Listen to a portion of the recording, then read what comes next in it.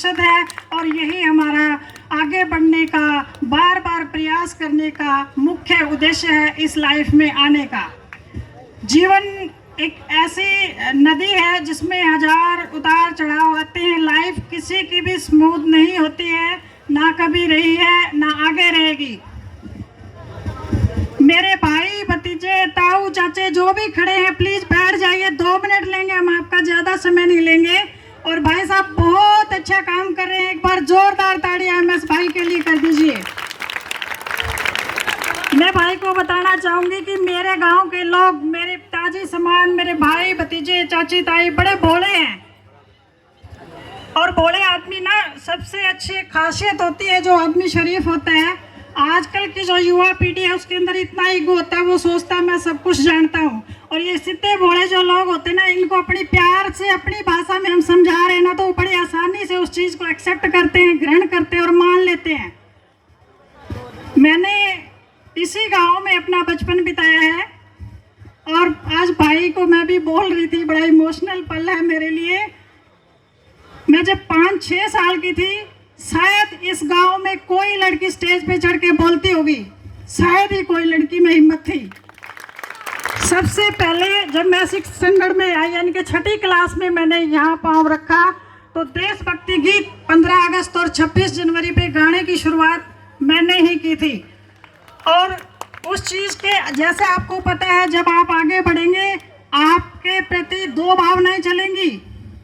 Negative आदमी आपको negative दिशा में लेकर के जाएगा और पॉजिटिव जिनकी सोच है, जिनके विचार अच्छे हैं, जो आपकी भावनाओं को समझते हैं, वो लोग आपको पॉजिटिव बोलेंगे कि लड़की अच्छा कर रही है, बहन अच्छा कर रही है, बेटी अच्छा कर रही है। ठीक है, तो मेरे बाद न जाने कितने प्रोग्राम हुए। आज भी मैं जब गवर्नमेंट स्कूल में जाती हूँ तो मैं 6ठी क्लास में थी, सबसे पहला ध्वज फहराने का जो सौभाग्य था वो मुझे मिला। और सबसे पहला आज़ादी का जो संदेश दिया था 26 जनवरी के प्रोग्राम में मैंने अपने गवर्नमेंट स्कूल डाटा में, तो वो सौभाग्य भी आज तक मेरे नाम है। और मेरे बाद न जाने कितनी इस गांव से बेटियां शिक्षित होकर के आज अलग अलग क्षेत्र में अपने विचारों को बांटते हुए, अपनी कलाओं को प्रदर्शित करते हुए बहुत आगे जा चुकी हैं। मैं ज़्यादा रात के प्रोग्राम में भाई साहब रिक्वेस्ट करते हैं, मैं ज़्यादा जाती नहीं हूँ नाइट के प्रोग्राम में। और मुझे भाई ने जैसे ही बोला, 1 सप्ताह पहले हमारा बात हुई थी, मैं गुराना गांव में भी आई थी, क्योंकि जैसा भाई ने बोला अपने गांव की जो माटी है ना उससे बड़ा लगाव होता है हमें। और ऐसा अवसर अगर किसी भी बहन बेटी को मिले ना, यहाँ बैठी अपने गाँव में, यहाँ मेरी भाभी चाची ताई सब बैठी हैं, छोटी बहन भतीजी भी बैठी हैं, जब भी आपको कभी अवसर मिले, ऐसा शुभ अवसर कभी आज से मत जाने देना। अपने गांव की भूमि को नतमस्तक करने के लिए आप बार बार आते रहिएगा और प्रयास करते रहिएगा कि आप इस समाज में, अभी मैडम सुदेश चहल पुनिया बोल रहे थे और मैं उनके विचारों को काफ़ी सुनती हूँ, बड़े सुलझे हुए हैं मैडम। उन्होंने एक बड़ी अच्छी बात कही और बड़ी गहराई की बात कही कि आप अपने बच्चों को मोबाइल से दूर रखें। वो बात समझने लायक है। ये जो दांत निकाल रहे हैं ना, इन भाइयों से मेरी रिक्वेस्ट है, मुझे बहुत अच्छी हंसनी आती है और मैं बाद में हंस के दिखाऊंगी। प्लीज अभी 2 मिनट आप शांति रखिए, 2 मिनट की बात है। आज जो एक कल्चर चला हुआ था, स्कूलों से फ्री होने का एक बड़ा आसान तरीका है, एक व्हाट्सएप ग्रुप बना दिया जाता है। ये कोरोना काल में क्रेज और आगे बढ़ गया है। अब मेरी माताएं ऐसी हैं, कई गवर्नमेंट स्कूलों में बच्चों को टैब दिए गए थे पढ़ने के लिए, लेकिन कई मेरी माताएं बहनें इतनी हिम्मत रखती है, वो टैब ले करके और पत्रकार को बुला करके ये बोलती कि मेरे बच्चे को ऐसी शिक्षा मुझे नहीं देनी है, मेरा बच्चा मेरे से दूर हो गया, मेरे परिवार से दूर हो गया, मेरे पड़ोस से दूर हो गया, और शिक्षा से तो दूर होना ही है। मैडम जो कह रहे थे उस पे आपने भी गौर करना है। अपने स्कूल में भी मेरे भाई बच्चे पढ़ने जा रहे हैं, अगर कहीं ऐसा कल्चर आज भी चला हुआ है तो आप प्लीज उसका विरोध कीजिए। आप पढ़े लिखे नहीं है, लेकिन आप अपने बच्चे के भविष्य के बारे में मुझसे कहीं ज्यादा बेहतर फैसले लेंगे। इस एक मोबाइल के अंदर इतने गुण और इतने अवगुण छिपे हुए हैं। शायद मेरी माताएं जो बैठी हैं, आज की जो यंग पीढ़ी है, नेगेटिव उसका यूज कर सकती हैं, मतलब आप लोगों को पता भी नहीं है। अभी 10 दिन पहले की एक घटना थी। इंस्टाग्राम पे एक लड़की ने किसी लड़के से बात कर ली और लड़की थी 6-7वीं क्लास की थी। स्कूल से सीधा इतना बहलावे फुसलावे में आ गई कि बस में बैठ गई, अम्बाला पहुंच गई। लड़की भी हरियाणा की थी, मैं नाम नहीं लूँगी किसी की बहन बेटी का। तो बस ड्राइवर किस्मत से बड़ा अच्छा मिला उनको, कंडक्टर ड्राइवर। उन्होंने पूछा लास्ट में बस जब खाली होगी, बेटा आपको कहाँ जाना है? उन्होंने कहा मुझे लुधियाना जाना है। तो कहते हैं आप स्कूल ड्रेस में हो, कोई पेरेंट्स आपके साथ नहीं है, किराया आपके पास नहीं है, आप किस दिशा में जा रहे हैं? रात के 9-10 बज गए, आप कहाँ जाएंगे? तो लड़की ने तो एक ही रट लगा रखी थी कि मेरा इंस्टाग्राम पे एक दोस्त है, उसने मुझे बुलाया है। वो लड़की आपकी भी बहन हो सकती है, इसीलिए आपका डबल फर्ज बनता है। आपसे छोटे भाई बहन जो भी घर में हैं, उनके ऊपर बड़ी नज़र रखें। माता पिता को शायद उन चीज़ों का नहीं पता जो आपको पता है। आज के ज़माने में मोबाइल ने हम सबको एक दूसरे से इतना दूर और इतना भ्रष्ट कल्चर बना दिया है, आप समझते ही हो। आप सुबह 2 मिनट भजन अगर पेरेंट्स बोलेंगे बच्चे नहीं लगाएंगे, और सारा दिन रील देखना है। किसी का पैसा हो सकता है, बट वो चीज़ें हमारे लिए अच्छी नहीं है। चंद हीरोइन अपना तन दिखाने का जो उनका हुनर है, वो उनका अपना बिजनेस हो सकता है। मेरे कल्चर में वो चीज़ें प्लीज़ ना आने दें। जिस गांव में हम मैरिड हैं, वहाँ हम भी आज भी सिर पे पल्लू घूंघट, जो भी मेरी मदर इन लॉज यानी कि मेरे पुश्तैनी जो चीज़ें हैं, हमें उनसे जुड़े रहेंगे तो हम बच जाएंगे। विदेशी जो कल्चर है, अगर वो इतना अच्छा होता तो आने वाले समय में, जैसे मोदी जी कहते हैं ना, मेरा युवा भारत और मेरा ये भारत, मेरा वो भारत, वो उसी दम पे कह रहे हैं। क्योंकि हमारे यहाँ अभी भी संयुक्त तो हो गए परिवार, पर इतने छोटे और इतने गिरे हुए नहीं हुए कि हम एक दूसरे के लिए आज भी कुछ ना कुछ करते हैं। विदेशों में जब बच्चा 17 साल का हो जाता है, वो घर से बाहर जाता है, चाहे बेटा है या बेटे, वहाँ एक कल्चर है, वो अपने बच्चे को डांट नहीं सकते। हमारे यहाँ तो आज भी अगर बच्चा कुछ गलत कर रहा है, हजारों सुधार अधिनियम, बाल गृह, ये वो बहुत सारी संस्थाएं काम कर रही हैं। और मैं स्पेशली महिलाओं के लिए और बच्चों के लिए ही काम करती हूँ। कोई भी महिला किसी तरीके से पीड़ित या प्रताड़ित है, मेरा नंबर भाई साहब से ले, और मैं अपने प्यारे ग्राम वासियों को दोबारा मेरा नंबर अनाउंस करूंगी, 98-125-04652। दबंग रहिएगा और इस तरीके से जीवन जिएगा कि आपको पैदा करने वाले भी गर्व कर सके, और आपको जो शादी करके लेके जाए वो भी आपके ऊपर गर्व कर सके। हमें डरने की जरूरत नहीं होती। पहल करना वास्तव में ही बहुत मुश्किल होता है, शुरुआत करनी बहुत मुश्किल होती है। और जब पटरी से रेलगाड़ी दौड़ रही होती है ना, तो बहुत सारी सवारियां उसमें लग जाएंगी, क्योंकि वो चल पड़ी है। एक कहावत होती थी पुराने की, चलती गड्डी में तो कोई भी बैठ जाएगा भाई। इसीलिए आप अपने जीवन की जो ये नियमित दिनचर्या है, इस गड्डी को रुकने मत दीजिए, आगे लेके चलिए। और मेरे बुजुर्गों से, मेरे चाचे ताऊ बड़े जो भाई है, उन सब से मैं अनुरोध करूंगी कि आप अपने बच्चों को जितना आप कह रहे हैं, मेरी माताएं संस्कारों की भरी पड़ी हैं, और मैं उम्मीद करती हूँ और आज आपके सामने शपथ भी लेती हूँ, अगर मैं एक बार इनसे हाथ जोड़ के निवेदन करूंगी तो ये अपनी बात पे कायम रहती है। औरत की जिंदगी ना बड़ा सीधा और सुलझा हुआ हमारा एक पहलू है।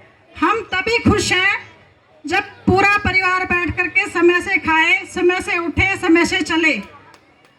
कुछ नहीं चाहती है, इनका वो कल्चर नहीं है करोड़ों रुपए सालाना हमें ड्रेस पे खर्च कर दिए, लाखों रुपए हमें शॉपिंग पे खर्च कर दिए। इनको कुछ नहीं चाहिए। ये चाहती है हमारा पति हमारी इज्जत करे, जिन बच्चों को हमने पाल पोस के बड़ा किया है वो संस्कारों से रहें, गांव का नाम का देश रोशन करें, नाम रोशन करें और देश का नाम भी रोशन करें। हम अपने बच्चे के टैलेंट को बहुत अच्छे से पहचानते हैं। और मैं फिर आपको एक बार कहूँगी कि पहले वो समाज था, नारी यानी कि बेटी को बोझ समझा जाता था। आज उस समाज की कल्पना मतलब एकदम से बिल्कुल चेंज हो गई है। बेटी अगर किसी के घर में है तो समझ लीजिए उस माँ बाप को, आज ये दिल की बात है, शायद यहाँ बैठा कोई भी इंसान ये बात बाहर कहेगा, मैं कहना चाहूँगी, जिसके घर बेटा होता था पहले से नींद से सो जाता था, चद्दर तान के बेटा हो गया बस चल गया, अब मेरे को कोई दिक्कत नहीं है, मेरा वाली वारिस पैदा हो गया। बट आज लोग उसके बारे में अपनी जो विचारधारा वो बदल चुके हैं। जिसके घर में बेटी है और यहाँ बैठे हुए देखना, मेरे लिए तुम सारे बराबर हो, बट जो बेटियां माँ बाप के लिए करती हैं, यहाँ बैठा कोई भी पिता एक बार उठ करके हिम्मत करके ये बोल दे कि मेरी बेटी मेरे बेटे से कहीं मतलब केयरिंग ज़्यादा ना हो, तो मैं अपने शब्द अभी आपसे हाथ जोड़ करके वापस ले लूँगी। सुबह उठेगी सबसे पहले पिताजी की तरफ दौड़ेगी, भाई की तरफ दौड़ेगी। कितना भी बिजी हो, खाना खाते हुए भी अगर उसको आवाज़ दोगे 20 बार बीच में उठ जाएगी वो। क्यों? क्योंकि हमारे नेचर में ये चीज़ें बना दी गई। हम जब बच्ची पैदा होती है तो उसको ये सारी चीज़ें उसके ऊपर लादना शुरू कर देते हैं। और मैं ये कहूँगी मेरी माताओं को कि आप इन चीज़ों को बोझ मत समझिए। आज भाई ने जो बेड़ा उठाया हुआ है, ये ना इस पुरुष समाज को अब जा करके इनकी आंखें खुली हैं कि इनके पांव डगमगा गए हैं। जिस घर का मालिक, जिस घर का बुजुर्ग, जिस घर में कमाने वाला शराब पीता है, किसी भी प्रकार का नशा करता है, उस घर की औरत में एक आम साधारण औरत से कहीं ज़्यादा मजबूती आपको मिलेगी। क्यों? क्योंकि वो हर दिन की लाइफ फेस कर रही है, हर दिन स्ट्रगल कर रही है अपने बच्चों को पालने के लिए। ये विदेशी कल्चर नहीं है। आज शादी हुई है, कल हमने डिवोर्स ले लिया, परसों फिर शादी हो जाएगी। यहाँ तो ये चीजें चलती है। शोर नहीं करना किसी ने, प्लीज 2 मिनट और बेटा। प्यार से बैठ जाइए, प्यार से। अरे कोई बात नहीं, कोई बात नहीं, शांति से बैठ जाइए। हर आदमी चाहता है कि समाज में मेरे घर की बहू बेटी की इज्जत बनी रहे। वो तभी बनी रहेगी जब आप हर किसी की बहन बेटी को एक बराबर समझोगे। इनकी जो डरी हुई पीढ़ी है, आज की जो युवा पीढ़ी है, जिसके लिए भाई संदेश देने आए हैं, उसमें मैं कहूँगी मेरी माताएं, आप इनका इतना सहयोग करें। जिसके भी घर में क्लेश है, नशा है, वो चीज़ें आपके लिए बहुत बेहतर करने के लिए आए हुए हैं। आप अगर इनका सपोर्ट करेंगे तो। बीड़ी के बंडल के ऊपर भी चेतावनी दी होती है। यूरिया खाद के कट्टे के ऊपर भी लिखा होता है कि अत्यधिक सेवन स्वास्थ्य के लिए हानिकारक है। हम न लालच में फिर डाल देते हैं। अब की बार ना 40 मन गेहूँ हुआ था, अब की बार एक कट्टा और एक्स्ट्रा डाल लूँगा, 60 हो जाएगा। आज एक रिसर्च आया है WHO का, हमें आज से 10 साल पहले शायद ही गांव में किसी को कैंसर का पता होगा, शायद ही किसी के घर में हमने सुना होगा। आज ज़्यादा मैं आपको नहीं डरावने आंकड़े बताऊंगी, 70% लोग ये मान चुके हैं कि 2050 तक हमारी 20% पीढ़ी बचेगी बिना कैंसर के। और कैंसर एक तरह का नहीं है, किसी को ब्लड कैंसर होता है, किसी को गले में कैंसर हो जाता है, किसी की आँख में कैंसर है, महिलाओं के खासकर यूट्रस यानी कि बच्चादानी का कैंसर होता है। हमारी पहले माताएं 10-10 बच्चे पैदा करती थी, किसी की भी बच्चादानी का ऑपरेशन नहीं होता था। आज ऐसा समय है, मैं पंजाब के कई स्टेटों में जाती हूँ, खाने पीने का ऐसा एक व्यवस्था बनी हुई है कि अनमैरिड लड़कियां यानी कि कुंवारी लड़कियों के भी ऑपरेशन करने पड़ रहे हैं। डॉक्टरों को हाथ खड़े कर चुके हैं वो। हमारे को एक ही चीज़ से बचना है, ये जो चकाचौंध टीवी में बच्चे जो देख रहे हैं, जो सीख रहे हैं, आप प्लीज़ अपने बच्चों पे ध्यान रखिए। मैं एक चीज़ ज़रूर कहूँगी, मेरा भाई कोई शराब पीता है, किसी भी तरीके का नशा करता है, यहाँ तो 2 ही 3 नशे हैं जहाँ तक मैं इस समाज को जानती हूँ।